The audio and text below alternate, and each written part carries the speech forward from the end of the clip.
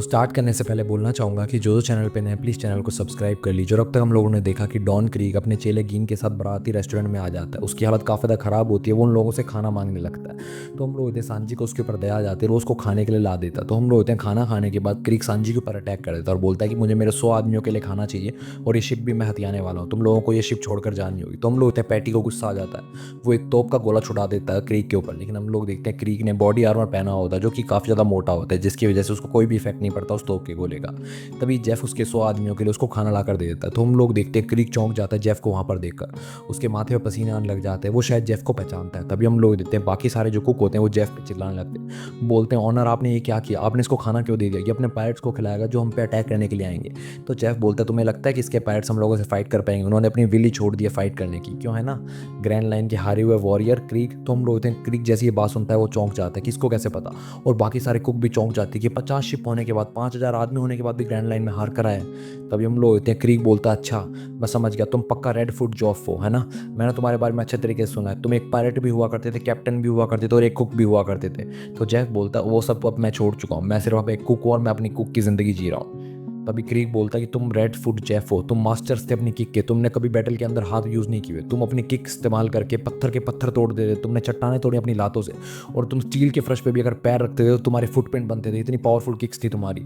तुम्हें red foot इसलिए बोला जाता था क्योंकि तुम्हारे जूतों के निशान पर हमेशा दुश्मनों के खून के निशान रहते थे, इसलिए तुम्हें रेड फुट बोला जाता था। लेकिन अब मैं जहाँ तक देख रहा हूँ तुम्हारे पास अपनी एक टांग बची नहीं है और तुम अपनी एक टांग के बिना शायद फाइट भी नहीं कर पाओगे, है ना। तभी जेफ बोलता है कि मुझे फाइट करने की कोई ज़रूरत नहीं है, मैं एक कुक हूँ और मैं इसी में खुश हूँ।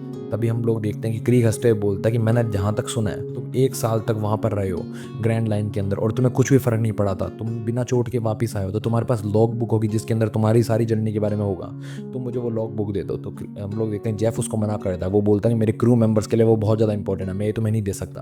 तभी क्रीक बोलता है तुम जानते हो मैं कौन हूँ, मैं तुमसे ज़बरदस्ती वो ले लूँगा, चाहे भले ही मैं ग्रैंड लाइन से हार कर आया हूँ लेकिन फिर भी मैं सबसे ज़्यादा स्ट्रॉन्गेस्ट मैन हूँ। मैं लॉग बुक तुमसे छीन लूँगा, उसके बाद मैं फिर से अपना पायलट का क्रू बनाऊंगा, उसके बाद मैं वन पीस हासिल करूँगा, मैं एक बार फिर से इस ग्रेट पायलट एरा के अंदर टॉप पे खड़ा हो जाऊंगा।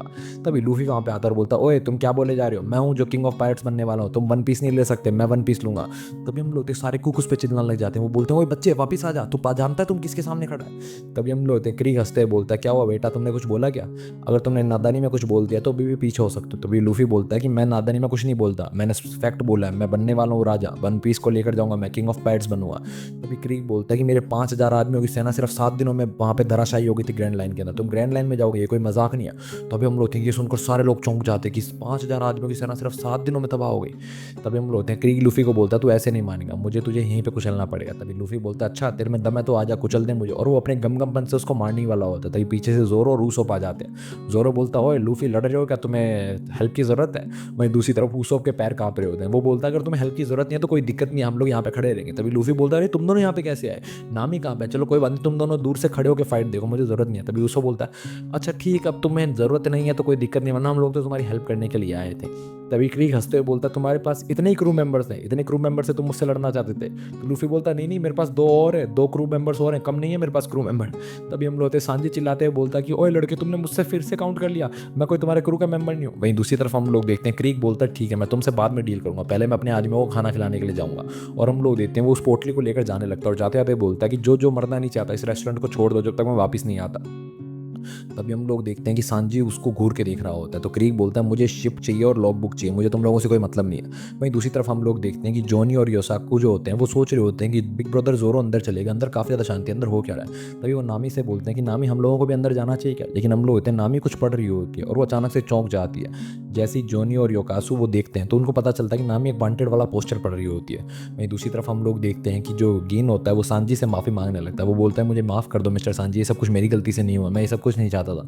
तभी जेफ बोलते हैं सब कुछ तुम्हारी गलती नहीं है, तुमने और सांजी ने कुछ भी गलत नहीं किया। तभी हम लोग होते हैं पैटी चिल्लाने लगता है, वो बोलता है ऑनर आप सांजी की साइड कैसे ले सकते हो, आप अभी भी सांजी की साइड ले रहे हो। तभी एक दूसरा कुक बोलता है कि इसकी वजह से आपका जो रेस्टोरेंट है वो छीनने वाला है आपसे और आप अभी भी इसकी साइड ले रहे हो। तभी हम लोग होते हैं जेफ उन पर चिल्लाते हैं, बोलते हैं तुम जानते भी हो भूखे की मदद करना कितना ज़्यादा इंपॉर्टेंट होता है, कभी तुमने इस ओशन के अंदर खाना और पानी खोया है, तुम जानते हो वो कितना ज़्यादा स्केरी होता है, कितना ज़्यादा हार्ड होता है। अगर तुम लोग इतनी बकवास करना चाहते हो तो मेरे रेस्टोरेंट को पीछे के दरवाजे से छोड़ के भाग जाओ, मुझे तुम लोगों की ज़रूरत नहीं है। तभी हम लोग होते सारे कुक बोलते हैं नहीं, हम आपको छोड़ के नहीं जाएंगे, ये रेस्टोरेंट वो जगह जहाँ पे हम लोग काम करते हैं, हम इसको इतनी आसानी से उस क्रीक के हवाले नहीं छोड़ेंगे। तभी गिन बोलता है तुम लोग जानते हो डॉन कितना ज़्यादा पावरफुल है, वो डॉन क्रीक है, तुम लोग उसको हरा नहीं पाओगे। तभी सांजी बोलता है कि हम लोगों का काम है कि किसी भूखे को खाना देना, लेकिन अभी हम लोग जिससे लड़ने वाले हैं उन सबके पेट में भरपूर खाना है, तो हम लोगों को उनके ऊपर नरमी बरतने की कोई ज़रूरत नहीं है। और वैसे भी जो भी इस रेस्टोरेंट को हाथ लगाने की कोशिश करेगा मैं खुद उसको जान से मार डालूंगा बिना कोई हेजिटेशन के।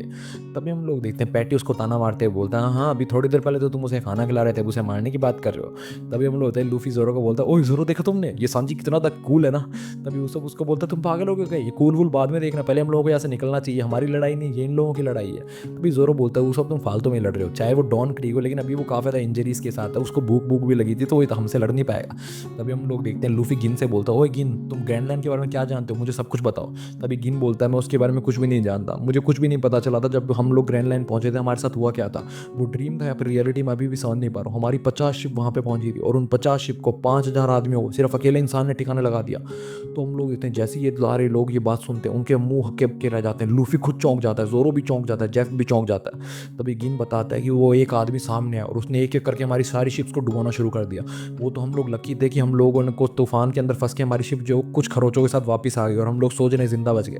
तभी हम लोग देखते हैं वो बताता है कि उस आदमी की आंखें बाज जैसी थी, वो काफ़ी ज़्यादा शार्प था, और जैसी जोरो ये बात सुनता है उसको वो आदमी याद आ जाता है जिसको वो ढूंढना चाहता था। तो लूफी बोलता है ओए जोरो तुम्हारा रिएक्शन कैसा था, तुम क्या उस आदमी को जानते हो जिसके बारे में ये बात कर रहा है। तभी हम लोग कहते हैं जेफ बोलता है कि वो बाज की आंख वाला पायरेट है, जोरो उसको जानता होगा। तभी जोरो बोलता है कि हाँ मैं उसी को ढूंढ रहा था।